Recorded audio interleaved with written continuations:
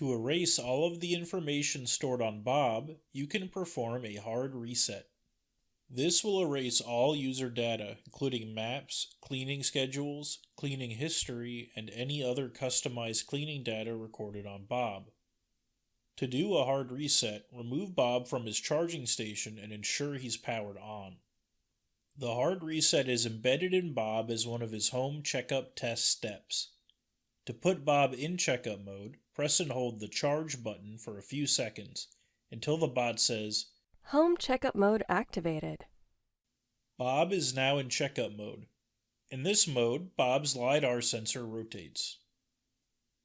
Do not perform a complete home checkup test. Instead, press the charge button 6 times until you hear Reset Device. Then press play. Bob's data is now being erased. Wait a minute or so as Bob goes through erasing the data and rebooting himself. Once Bob's rebooted and the light ring is solid green again, Bob's reset is complete.